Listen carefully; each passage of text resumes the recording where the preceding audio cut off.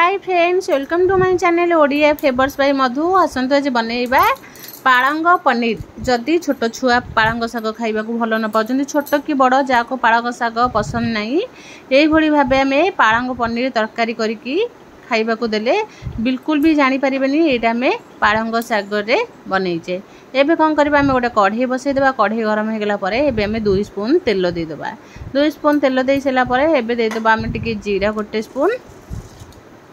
जीरा गोटे स्पून फुटीगला परे एबे हमें पियाज को भल भाबे चॉप कर देइथिले। पियाज को छोट छोट करके काटी परिबे, नले एई भली भाबे पूरा चॉप करके पियाज दे देले कोन हबो, हमर बिल्कुल भी पाटी रे पियाज बाजिबना। एबे कोन करबा, हमें टमाटर को भी एमती हम चॉप कर देइथिले।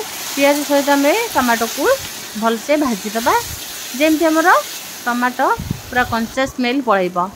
एबे हमर टमाटर पूरा सॉफ्ट हो गला परे एबे कोन करबा, आधरे पके दबा पनीर मसला पकईकी भल भाव टिके भाजी दबा। पनीर मसला पकईकी जेमती में भल से भाजी सारा पर देखो आधुरी टिके टिके हमर तेल बाहरी आसलानी। देखिए एमती हो गला परे एदरे हम दे दबा red chilli powder. Red chilli powder में दे दीची 2 स्पून। धनिया पाउडर से 2 स्पून। जीरा पाउडर भी सही आम दे दीचे 1 स्पून। छोट चामच होते 2 स्पून देदेवे, जब बड़ होते 1 स्पून हेल्ले भी चढ़। आम हल्दी पाउडर 1 स्पून पकईकी मसला सहित भल भाव मसला को कषा। जमती कषीगला आदि आउ टिके आम देदेबा पानी देकी मसला को भल भाव कषा। जमती आम मसलार कंचा स्मेल जावा पर्यंत आम मसला को भल भाव कषा। देखो आम मसला बढ़िया से कषीगला आम अदा रसुण पेस्ट 2 स्पून देकरी आउ टिके भल भाव मसला को कषा। मसला यही भाव पूरा बढ़िया से जमती कषिबे। आमर कौन हम मसला जो कंचा थाए से आम कषिला बेले मसलाटा टिके टिके जमती पूरा ओजन ओजन लगुवा। आम मसला भलसे कषिला पूरा मसला पूरा हल्का हो। एबे कौन करबा, आम नहीं पालंग शाग को आम सिझेकरी भल भाव आम ग्राइंडिंग कर देइथिले। पालंग शाग कंचा पकेले आर स्मेलटा बहुत भल आसबनी, से आम पालंग को सिझेकरी जितेबाला आम पालंग शाग बनवा से आम सिझेकरी पकेबा।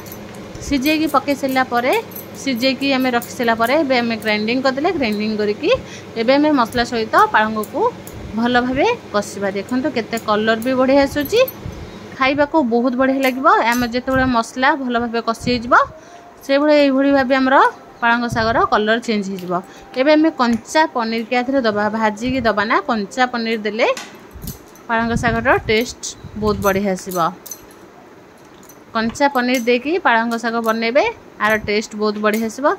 एबे हमें पनीर की पाखापाखि आम 1 केजी पनीर आपको कौन करबा, काटिकी पनीर की काटिकी छोट छोट पीस करके एबे हमें मसला सहित भल भाव पकईकी कषा। चाहिए आधे आलू पकई पारे, ना आपको स्किप करें। एबे कौन करबा, आलू और पनीर की भल भाव आम मसला सहित कषा। कषिकी एबे कौन करबा, पाखापाखि आपको 5 ରୁ 10 मिनिट भल भाव कषा। कषिले कौन हम कहीं आम कंचा पनीर पकईचे भलसे आधे सीझी पार। आधे जो पालंगर जो मसलाटा पनीर सहित भल भाव मिसी पार। एबे कौन करबा, देखो ये भाव आम कषिदेबा। कषि देके आपको एबे हमें पकईदेबा, आधे टिके आम देदेबा पानी देके आपको टिके फुटवा छाड़ीदेबा। आपको पाखापाखि आम 2 ରୁ 3 मिनिट फुटवा छाड़ीदेबा। आपको भलसे गोलौथिबा, नले आमर तळु लागिजिब।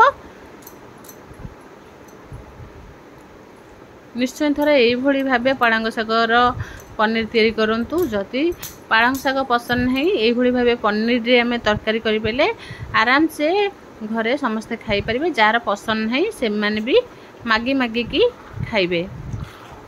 देखो आम तरकारी फुटीगला आउ टिके गोलैदेबा। आम बिल्कुल भी तले लगे। ये भाव आम गोलै देकरी कौन करबा, आउ टिके ताको फुटवा को छाड़ीदेबा।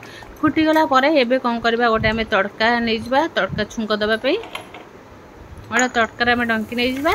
एबे कौन करबा, आम आधे गोटे बटर देदेबा। बटर दे सारा परे एबे आम कलर आसवाई रेड चिली पाउडर देदेबा। रेड चिली पाउडर देकरी आपको कौन करबा, टिके एमती गोलैदेबा।